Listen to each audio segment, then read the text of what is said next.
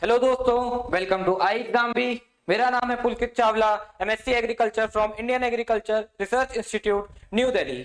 आज हम आपके साथ डिस्कस करेंगे एफएसआई की जो लेटेस्ट रिक्रूटमेंट आई हुई थी सेंट्रल फूड सेफ्टी ऑफिसर और टेक्निकल ऑफिसर का, जिसका स्टेज 1 का एग्जाम ऑलरेडी कंडक्ट हो चुका है। उसके रिगार्डिंग स्टेज 2 जो उसका एग्जाम अब होने वाला है, उसके रिगार्डिंग मोस्ट इंपॉर्टेंट क्वेश्चंस। तो बट बिफोर हम अपना सेशन स्टार्ट करें, उससे पहले एक मोटिवेशनल कोट कि if you get tired learn to rest not to quit. Means already stage 1 की प्रिपरेशन आपने बहुत मेहनत से की होगी, तो आप लोग थक गए होंगे। तो इसका ये मतलब नहीं कि आप अभी स्टेज 2 का अभी डेट अनाउंस नहीं हुई है तो आप प्रिपरेशन को अपनी छोड़ दें। आप थोड़ा आराम करिए, बट लेकिन उसके बाद दोबारा अपना स्टेज 2 की प्रिपरेशन स्टार्ट कर दीजिए। नो मैटर कि आपके कितने भी मार्क्स बन रहे हैं स्टेज 1 में, इससे कोई भी मतलब नहीं, क्योंकि कट ऑफ एफएसआई डिसाइड करेगा। और कोई भी कुछ भी बता दे आपको, वो कट ऑफ नहीं होगा जब तक FSI officially cut off release नहीं करता है। तो आपको क्विट नहीं करना है, बस आप थोड़ा रेस्ट करिए और अपनी प्रिपरेशन को कंटिन्यू रखिए। तो चलिए, आज का जो पहला क्वेश्चन है वो है, which of the following section of food safety and standard act 2006 has provision regarding the budget of food authority. आपके ऑप्शन है सेक्शन 81, सेक्शन 82, सेक्शन 83 और सेक्शन 84। तो जो करेक्ट ऑप्शन होगा इस क्वेश्चन का वो है सेक्शन नंबर 81। तो आइए समझ लेते हैं कि फूड सेफ्टी स्टैंडर्ड एक्ट जो कि पास हुआ था 23 अगस्त 2006 को, उसमें 101 सेक्शन है और 12 चैप्टर है। तो जो आपका 11th जो आपका 9th चैप्टर है उसमें है आपके सेक्शन 81 से 84, जो कि डील करते हैं फाइनेंस से, बजट के और अकाउंट से रिलेटेड एस्पेक्ट्स जो भी फूड अथॉरिटी के हैं। तो मैं बताता हूं आपको कि सेक्शन 81 डील करता है आपका बजट फूड अथॉरिटी के, सेक्शन 82 आपका डील करता है फाइनेंस फूड अथॉरिटी का, सेक्शन 83 आपका डील करता है अकाउंट और audit of food authority, section 84 आपका डील करता है annual report of the food authority. तो चलिए आगे चलते हैं। अपना अगला क्वेश्चन आज का कि what is the size of arc of logo of eat right India represent. आपके ऑप्शंस हैं 6 टेस्ट एज पर आयुर्वेदा, ऑप्शन सेकंड है फूड कैटेगरी, थर्ड ऑप्शन है proportion of any food group to be consumed for optimum health of the body, और last option आपका है amount of water that should be consumed on a daily basis. तो चलिए, आज का जो correct answer होगा इस क्वेश्चन का वो है proportion of any food group to be consume for the optimum health of the body. तो आपका आइए ईट राइट इंडिया का लोगो देख लेते हैं। ये है बेसिकली ईट राइट इंडिया का लोगो, जिसका जो आपकी इंडियन थाली को रिप्रेजेंट करता है। और इस थाली में आप देख रहे हैं कई डिफरेंट कलर्स हैं। ये जो कलर है ये आपकी फूड कैटेगरी को रिप्रेजेंट करते हैं। जैसे आपका येलो कलर है सीरियल को रिप्रेजेंट करेगा, आपका ये जो पर्पल कलर है ये फूड और बेवरेज जो कि हाई है फैट में, सॉल्ट में और शुगर में। डार्क ब्लू कलर आपका मिल्क को रिप्रेजेंट करता है एंड उसके प्रोडक्ट को। ब्राउन कलर आपका रिप्रेजेंट करता है मीट को एंड पोल्ट्री को, और ग्रीन कलर आपका रिप्रेजेंट करता है वेजिटेबल को और फ्रूट को। और ये ब्लू कलर आपको रिप्रेजेंट करता है, एक्वा ब्लू कलर होता है ये रिप्रेजेंट करेगा वाटर जो आपको डेली कंज्यूम करना है। और ये जो लीफ है ये आपका रिप्रेजेंट करता है कि आपको जो भी आप फूड प्रोडक्शन अपना कर रहे हैं that should be in a sustainable way. और ये जो आर्क है, ये मतलब ये जो आर्क है इसका जो साइज है ये आपका रिप्रेजेंट करता है कि आपको कितना कंजप्शन करना है उस पर्टिकुलर कैटेगरी फूड का। जैसे अगर ये येलो है तो ये आपको इतना क्वांटिटी में सीरियल और पल्सेस का कंजप्शन करना है। ये जो पर्पल कलर है ये आपका जैसे रिप्रेजेंट करता था फूड जो कि हाई है फैट, शुगर और सॉल्ट में, तो उनको आपको कम कंज्यूम करना है क्योंकि ये हेल्थ को नुकसान पहुंचाते हैं, तो ये आपको कम कंज्यूम करना है। तो इसका आर्क का साइज देखिए छोटा है। और उसी तरह जो हमारा ईट राइट इंडिया मूवमेंट था, इसकी जो टैग लाइन थी वो थी सही जीवन, सही भोजन, बेहतर जीवन। तो चलिए अगला जो आपका क्वेश्चन है, which enzyme is used for tenderisation of meat. तो आपके ऑप्शन है पेक्टिनेज, ग्लूकोज आइसोमेरेज, ब्रोमेलिन या नन ऑफ द अबव। तो जो आपका करेक्ट ऑप्शन होगा आज के क्वेश्चन का वो है ब्रोमेलिन एंजाइम। तो चलिए समझ लेते हैं कि टेंडराइजेशन का मतलब आखिर क्या होता है। टेंडराइजेशन का मतलब होता है ये एक प्रोसेस होता है जिसमें हम कोलेजन प्रोटीन जो मीट में प्रेजेंट होता है उसको हम ब्रेक डाउन करते हैं। कैसे ब्रेक डाउन करेंगे? या तो मैकेनिकल मेथड का यूज करेंगे जिसमें ये इंस्ट्रूमेंट का यूज करते हैं, या फिर केमिकल मेथड का यूज करेंगे जो कि हम एंजाइम ब्रोमेलिन की मदद से करते हैं। तो आप जब मीट का कोलेजन प्रोटीन को ब्रेक कर देते हैं तो वो ज्यादा इजी टू डाइजेस्ट और खाने में बहुत अच्छा लगता है। तो यही आपका टेंडराइजेशन प्रोसेस जिसमें ब्रोमेलिन एंजाइम का हम यूज करते हैं। और ऑप्शन आपने देखा होगा कि दो एंजाइम और मेंशन थी, ग्लूकोज आइसोमरेज और आपकी पेक्टिनेज। पेक्टिनेज एंजाइम का कुछ काम, इसका काम है कि clarification of wine and juice, wine and juice के क्लैरिफिकेशन में हम इसको यूज करते हैं। और ग्लूकोज आइसोमरेज का काम है for the production of high fructose corn syrup, high fructose corn syrup के प्रोडक्शन में हम ग्लूकोज आइसोमरेज का यूज करते हैं। तो चलिए आज का अगला क्वेश्चन आपका देखते हैं। Which book is used as guide for SNF safe and nutrition food at work place? Option है आपके yellow book, orange book, dark book या पिंक बुक। तो जो करेक्ट आंसर होगा इस क्वेश्चन का वो है ऑरेंज बुक। तो आइए देख लेंगे yellow book, orange book, pink book और डार्क बुक है क्या।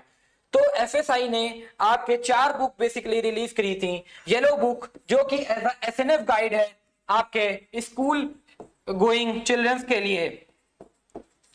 इसके 2 पार्ट होते हैं। एक पहला पार्ट जो इसका है ये है प्राइमरी स्टूडेंट्स के लिए जो प्राइमरी क्लासेस में पढ़ रहे हैं। सेकंड है आपका सेकेंडरी क्लासेस में जो स्टूडेंट पढ़ रहे हैं। ऑरेंज बुक आपकी है एसएनएफ एट वर्क प्लेस।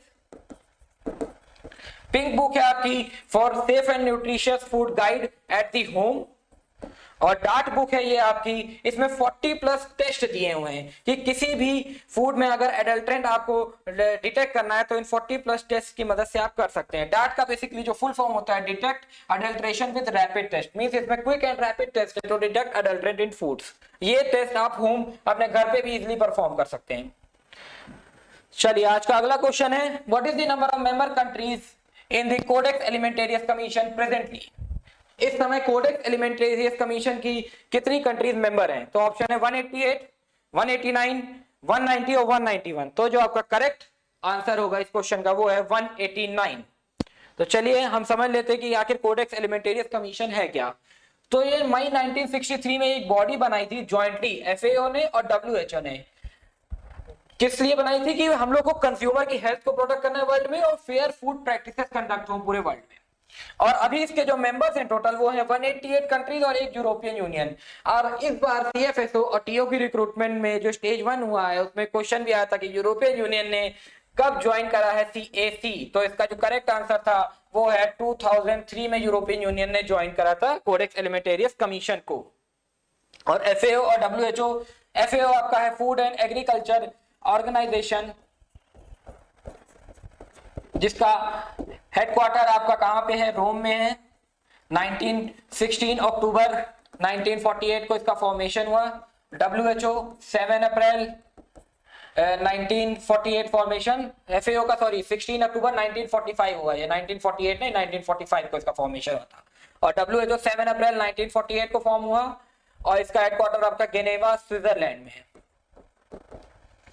तो चलिए आज का अगला क्वेश्चन हमारा देख लेते हैं कि which of the following sampling plan is used by the regulatory agencies to assess microbiological quality of the food? तो आपका जो रेगुलेटरी एजेंसी जैसे इंडिया में रेगुलेटरी एजेंसी एफएसआई है, तो आपके जो ऑप्शंस हैं 4 class sampling plan, 2 class sampling plan, 3 class sampling plan और 1 क्लास सैंपलिंग प्लान। तो जो इसका सही ऑप्शन होगा वो है 3 क्लास सैंपलिंग प्लान। तो आइए समझ लेते हैं कि सैंपलिंग प्लान होता क्या है। बेसिकली सैंपलिंग प्लान का मतलब कुछ नहीं है, इसका मतलब होता है कि आपको बिफोर सैंपलिंग आपको डिसाइड करना है साइज ऑफ सैंपल, कैसे टाइप का फूड प्रोडक्ट है जिसका आप सैंपल कलेक्ट करने जा रहे हैं, उसका सैंपलिंग प्रोसीजर आप कौन सा यूज करेंगे उस फूड का सैंपल कलेक्ट करने में, और वो जिस फूड का आप सैंपल लेने जा रहे हैं वो कितना हजार्डस है ह्यूमन हेल्थ को। ये 4 चीजें आपको डिसाइड करनी होती है सैंपलिंग प्लान में। और ये 2 तरह का होता है बेसिकली, 2 क्लास और 3 क्लास। मतलब इसमें इसका डिफरेंस ये होता है 2 क्लास और 3 क्लास में कि हम कुछ एट्रीब्यूट्स होते हैं जैसे एनएमसी, एनएमएमसी। 2 क्लास में हम एनएमसी एट्रीब्यूट्स यूज करते हैं, 3 क्लास में हम एनएमएम और सी यूज करते हैं। तो एन आपका होता है कि कितना सैंपल यूनिट आप कलेक्ट करेंगे, number of sample unit. M होता है आपका कि जो मैक्सिमम सीएफयू है, और सी होता है कि maximum number of sample unit जो किसी भी फूड का आप कलेक्ट कर सकते हैं, जितना अलाउड किया है एफएसआई ने। और ये जो कैपिटल एम है ये होता है माइक्रोबायोलॉजिकल लिमिट, जो कि आपका सेपरेट करता है सेटिस्फैक्ट्री सैंपल को और अनसेटिस्फैक्ट्री फूड को, कि मतलब कि एक फूड में कितने माइक्रोब की क्वांटिटी हो कि उसको हम एज अ बेंचमार्क यूज करें for separation of acceptable food sample, और सेकंड वाला हो जाएगा अनएक्सेप्टेबल फूड सैंपल से। चलिए आज का जो अगला क्वेश्चन है आपका, what is the shelf life of canned foods. Canned foods की शेल्फ लाइफ क्या होती है? ऑप्शन है आपके मोर देन और equal to 2 year, 6 months, 1 year या लेस देन 2 ईयर। तो जो करेक्ट ऑप्शन होगा इस क्वेश्चन का वो है मोर देन और इक्वल टू 2 ईयर।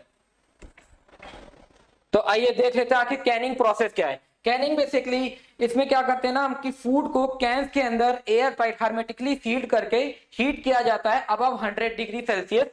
तो उससे क्या होता है कि आपके most of the micro organism eliminate हो जाते हैं। तो कैनिंग करने से आपका जो फूड की जो शेल्फ लाइफ होती है वो 2 साल या उससे ज्यादा ही होती है, 2 साल से कम तो नहीं होगी।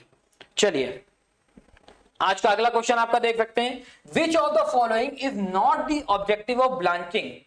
ब्लांचिंग का कौन सा ऑब्जेक्टिव नहीं है? तो ऑप्शन है आपकी inactivation of enzyme, facilitates displacement of entrapped air in plant tissue, softness plant tissue of leafy vegetable, और to enhance the decomposition of vegetables.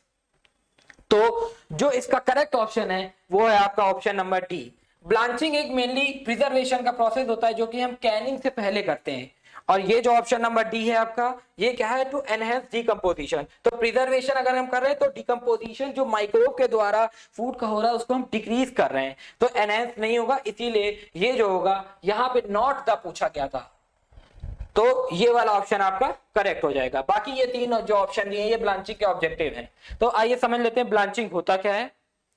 Blanching basically क्या होता है कि वेजिटेबल्स को जनरली हम लोग बॉइलिंग वाटर में डिप करते हैं जिसका टेम्परेचर 60 to 70 डिग्री सेल्सियस होता है 2 से 3 मिनट्स के लिए, ताकि उसकी जो एंजाइम है वो इनएक्टिवेट हो जाए, तो उसका टिश्यू सॉफ्टन हो जाए और जो उसके अंदर एंट्रैप्ड एयर है वो रिमूव हो जाए। Blanching as a pre step use करते हैं फॉर कैनिंग। कैनिंग से पहले आपको ब्लांचिंग करनी है। अगर वेजिटेबल को कैनिंग प्रोसेस में करना है तो पहले ब्लांचिंग करनी है। प्री स्टेप किसका है? Of Canning. ब्रांचिंग को प्री स्टेप फॉर कैनिंग कहते हैं। चलिए आपका जो अगला क्वेश्चन है आपका आज का, what is the range of pressure used in high pressure processing of food products. Food products को जब हम हाई प्रेशर से प्रोसेस करते हैं फॉर देयर प्रिजर्वेशन तो क्या प्रेशर की रेंज यूज करते हैं? आपके ऑप्शन है 1000 से 2000 मेगा पास्कल, 100 से 200 mega pascal, 300 to 600 mega pascal और 50 to 100 मेगा पास्कल।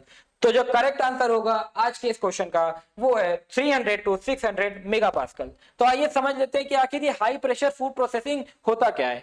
तो बेसिकली ये एक प्रोसेस है हाई प्रेशर फूड प्रोसेसिंग, जिसमें कन्वेयर बेल्ट के थ्रू हम पहले फूड प्रोडक्ट्स को बास्केट में सील कर देते हैं जिसको एचपीपी वेसल कहते हैं। फिर कन्वेयर के थ्रू उसको इस मशीन में डाला जाता है जहां पे उनके ऊपर हाई प्रेशर दिया जाता है 310 से 600 मेगा पास्कल का, जिससे क्या होता है कि जो माइक्रोब्स होते हैं आपके वो एलिमिनेट हो जाते हैं। और 1 to 6 मिनट के लिए ये प्रेशर में उस फूड प्रोडक्ट को रखा जाता है और most of the bacteria spoilage products eliminate हो जाते हैं और आपकी जो फूड की शेल्फ लाइफ है वो ऑटोमेटिकली इंक्रीज हो जाती है। तो चलिए आज का अगला क्वेश्चन हम देखते हैं। Recently, FSI has established a national food laboratory in which district of India? तो आपके ऑप्शन है रायगढ़ महाराष्ट्र, मुंबई महाराष्ट्र, नागपुर महाराष्ट्र या गाजियाबाद उत्तर प्रदेश। तो जो इस क्वेश्चन का सही आंसर होगा वो है रायगढ़ महाराष्ट्र। हमारे कंट्री में टोटल जो नेशनल फूड लैब है वो है 3। एक आपकी हो जाएगी कलकत्ता में, दूसरी जो आपकी है गाजियाबाद में उत्तर प्रदेश में, और तीसरी आपकी हो जाएगी रायगढ़ मुंबई में। रायगढ़ में आपका JNPT है, जवाहरलाल नेहरू पोर्ट, जो कि आपका इंडिया का लार्जेस्ट पोर्ट है, और इसी पोर्ट पर आपकी ये तीसरी फूड लैब FSI ने रिसेंटली एस्टेब्लिश की थी। और आपका जो गाजियाबाद वाली फूड लैब है इसकी जो खासियत है ये PPP मॉडल पे, पब्लिक प्राइवेट पार्टनरशिप मॉडल पे है। और अभी रिसेंटली एक चेन्नई 4th लैब भी बना रहा है FSI चेन्नई में। तो चलिए आपके आज के जो मोस्ट इंपॉर्टेंट क्वेश्चन थे for the stage 2 of FSI CFS और टीओ रिक्रूटमेंट, वो खत्म हो गए हैं। आई एग्जाम में ने हमने CBT 2 के लिए अपना ऑनलाइन कोर्स लॉन्च कर दिया है, जिसमें आपके एक्सपर्ट फैकल्टीज हैं कैलाश तिवारी सर जो कि एक्स CFO यूनियन बैंक, मैं विदिका मैम है जो कि फूड लॉज में उनका स्पेशलाइजेशन है, ये फूड लॉज से डील करेंगी। एंड फिर हमारे पास फूड साइंस के भी स्पेशल टीचर्स हैं रेणुबाला मैम और योगेश सर, जिनका जो कि एक्सपर्ट फैकल्टीज हैं for the food science related aspects. और अभी अगर आप हमारे कोर्स को परचेस करते हैं तो आपको 35% का ऑफ मिलेगा। उसके साथ इस कोर्स में आपको मिलेंगे video lessons, study notes, practice test और लाइव सेशन। बट अगर आपको हमारे वीडियोस की नोटिफिकेशन चाहिए तो आपको क्या करना होगा, इस वीडियो को, इस चैनल को करना होगा सब्सक्राइब और दबाना होगा बेल बटन, ताकि जब भी मेरी जो अगली वीडियो है मोस्ट इंपॉर्टेंट क्वेश्चंस की उसके बारे में आपको नोटिफिकेशन जा सके। Thank you for watching this session.